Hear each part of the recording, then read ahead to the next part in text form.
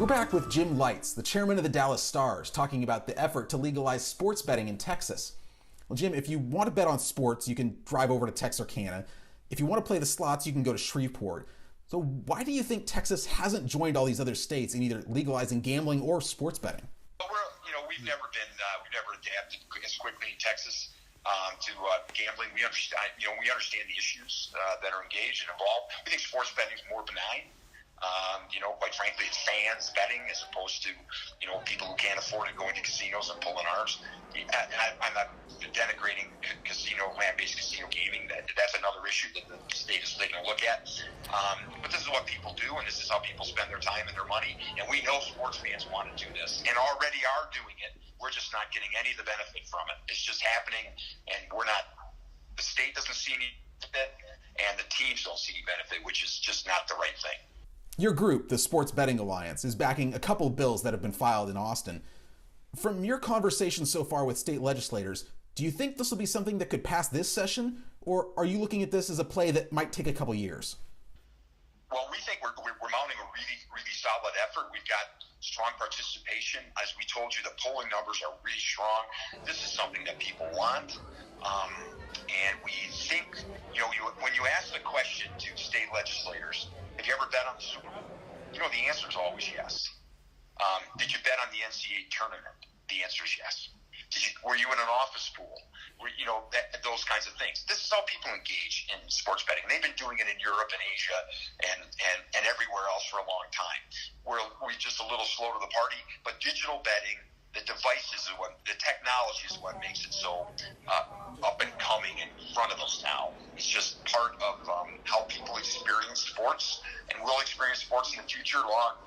This is going to become something that our children will never remember that a time when this wasn't so, and wasn't how it was done.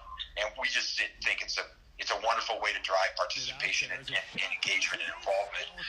And we think, and we wish it would come as soon as possible. Whether it happens this legislative session or not, we're a little hindered here because of so many issues in front of the legislature. In all fairness, we had the pandemic is obviously front and center with everyone. Getting the economy back on track is important to all of us. I'm a proud Texan and Dallasite, and we've really been impacted by this. Our employees have been hit. Our every part of our business, every corner of our business has been hurt. The arena business, the concert business, it's just been terrible. But we're coming out of it. We see the light at the end of the tunnel. At the same time, the legislature's got to deal with COVID issues. Now they had to deal with all the fallout from the storms that occurred, the terrible weather that we weren't ready for. And I'm sure that's going to take up a lot of their time and effort and energy. We've got a lot of work to do, I think, but that's why you're talking to me and I'm talking to you, and we want to get the word out and have people understand exactly what this is about and how important it is to us. Well, are the Stars or the other teams involved planning on advertising or talking to fans to help put pressure on the legislature? Oh yeah, yes.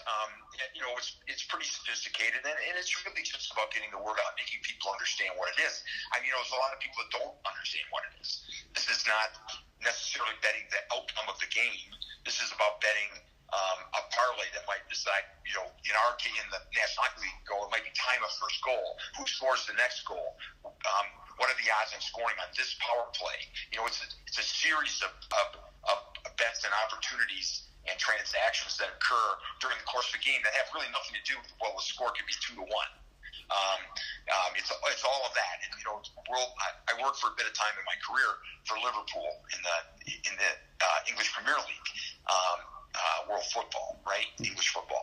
And they had millions of people betting on their games and creating participation in a great franchise in a sport that may only have 1 or 2 goals total. But it's about all the other things, time of first corner kick, a whole series of different parlay bets that could happen. And that's what's happening in hockey and basketball and in baseball and football. They're betting, I hate to say it, but, they're betting ball strike. There's all kinds of, crazy things that can be happening that increase participation by fans in the sport and in the game. So, we're looking forward to it. I think it's going to create a whole level of interest that we need to have in order to compete with video games and all the other things that younger people now are using their cell phones that we're competing with to create interest and participation. And we don't want Texas and our teams to not be part of that, and to be able to maximize the opportunity and to stay competitive and to win championships and do the things that our fans, all of them, including our legislators, really want us to do. Jim, thank you so much for the time. I really appreciate it.